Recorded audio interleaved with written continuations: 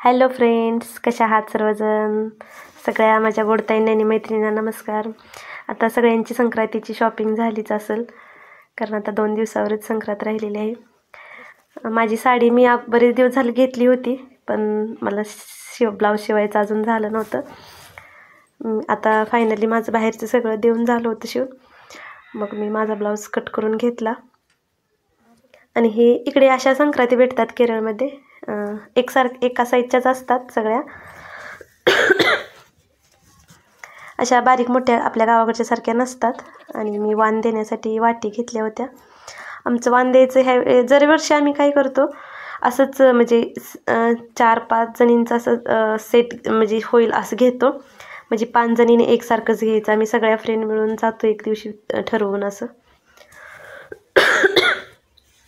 पण ह्या वर्षी म्हटलेलं दरवेळी भांडी जास्त झालेत. आता दुसरं काहीतरी घ्यावं, पण दुसरं काही घ्यायचं असं मग प्रत्येकालाच कोडं पडायला लागलं.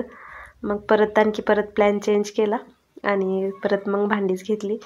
ह्या वाट्यांचा सेट घेतला आहे तो आम्ही 5 जणीचा ग्रुप करून 5 जणींनी वाट्या घेतल्या. म्हणजे एका घरी म्हणजे 5 ह्याचा सेट होऊन जातो. आणि 4 फ्रेंडनी कप घेतले एकसारखे. आणि दोघा तिघींना मग ते एकसारखे तेवढे अवेलेबल नव्हते, त्यामुळं मग थोड्या मोठ्या साईजच्या वाटी अशा घेतल्या.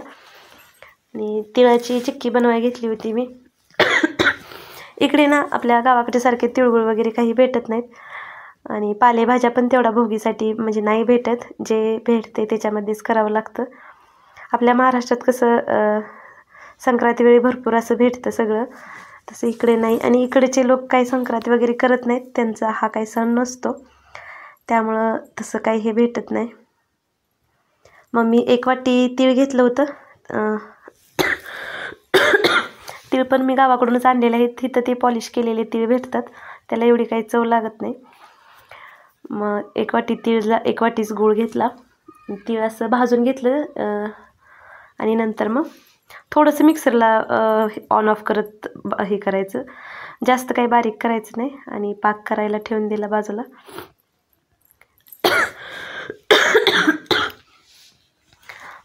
पाक करताना थोडंसं पाणी 1-2 ते 3 चमचे पाणी घालायचं आणि पाक अगदी असा कडक करायचा. तोपर्यंत पाक होईपर्यंत इकडं पळपुटाला आणि बेलण्याला तूप लावून घेतलं.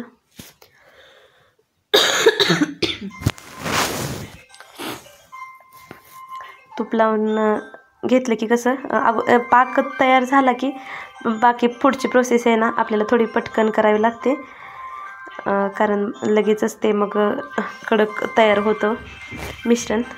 आणि पाक मी असा 2-3 वेळा चेक करून बघितला.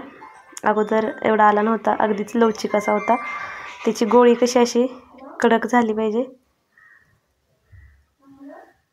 हा अजून असा हीच आहे, चिकट आहे, तसा नको आहे. तसा असेल तर मग आपली चिक्की अगदी कडक अशी बनत नाही. त्यामुळं मग अजून थोड्या वेळ मी असंच हे करून घेतलं. 5 ते 7 मिनटात पाक येतो, जास्त काय वेळ लागत नाही. आणि मी थोडंसंच घेतलं होतं मिश्रण, त्याच्यामुळं म्हणजे पटकन झालं. 15 ते 20 मिनटात माझ्या वड्या बनवून झाल्या होत्या. म्हणजे तीळ भाजण्यापासून ते पाक करून सेट करण्यापर्यंत. आणि सेट पण लगेचच होतात.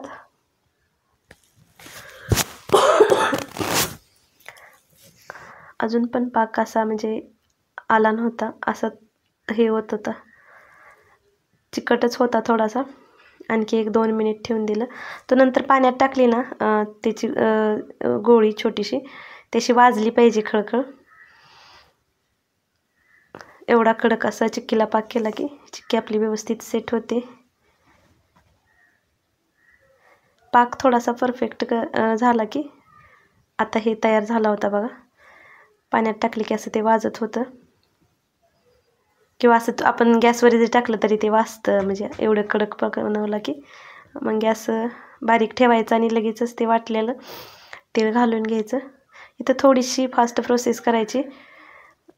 एकसारखं सगळीकडून मिक्स करून घ्यायचं आणि लगेचच पळपुटावर काढून घेतलं. कढईचं सगळं पटकन पुसून घ्यावं लागतं, नाहीतर परत कढईला चिकटलेलं ते निघत नाही, अगदीच कडक होऊन बसतं. नंतर मग पाणी ओतून भिजत ठेवावं लागतं त्यामुळं. आणि लगेचच थोडंसं हाताला भाजतं. पण साईडून असं हे करून शेप देऊन घेतला की लगेच नंतर लाटत नाही ते, परत एक 5 मिनटाच्या आत त्या सेट होतात. त्याच्यामुळं थोडंसं पटपट होईल तेवढं, जमल तेवढं हे करून घ्यायचं. चौकोनी शेप केला की मग कसं नंतर वड्या पण शेपमध्ये कट करायला येतात. त्यामुळं मग हे असं लाटून हे करून घ्यायचं.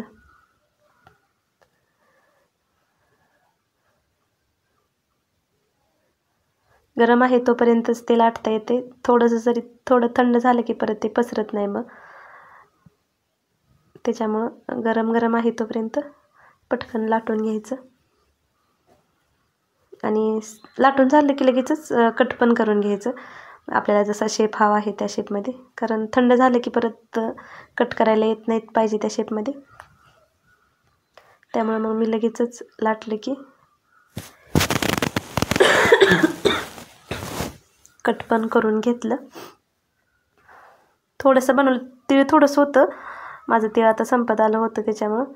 आणि मुलं आवडीनं खातात आणि तिळगुळ वाटायला पण होईल म्हणून त्या हिशोबानं मी बनवलं होतं. आणि लगेचच एक 5 मिनटं झाल्यानंतर परत ते सेट झालं आणि काढून बघितलं तर ते छान तयार झाली होती चिक्की. गुळ पांढरा पिवळा असा गुळ होता, काळा गुळ नव्हता भेटला. गुळ पण इथे असा भेटत नाही, गावाकडूनच आणावा लागतो. काही ठिकाणी भेटतोय, म्हणजे इथे आम्ही राहतो तिथे नाही भेटत, दुसऱ्या गावात वगैरे. पण तो पण पिवळा भेटला होता. आणि त्या ह्याला पळपुटाला तूप लावल्यामुळं कसं चिकटत नाहीत खाली, चिक्की अलगद अशी निघून येते.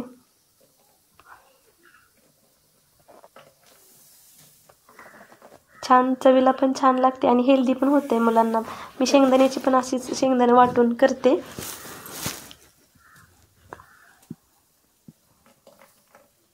आणि हेल्दी पण आहे तीळ आणि गुळ, म्हणजे त्यात दुसरं काही हे नाही ना.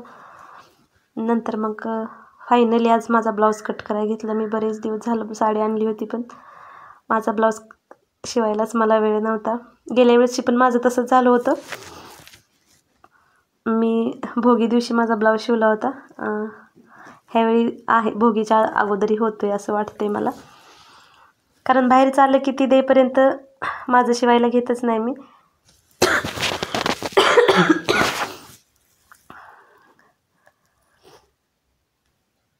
आता म्हटलं झालं होतं. आता तिळाची चिक्की पण बनवून झाली आणि वाण वगैरे घेऊन झालं होतं. पालेभाज्या कोण गावाकडून आले तर एखाद्या फ्रेंडच्या घरी वगैरे कोणतरी मग देते, नाहीतरी इथे जे भेटतं त्याच्यावरच हे करायचं. चला तर मग सगळ्यांना भोगीच्या शुभेच्छा. आणि कसा वाटला व्हिडिओ कमेंट करून नक्की सांगा.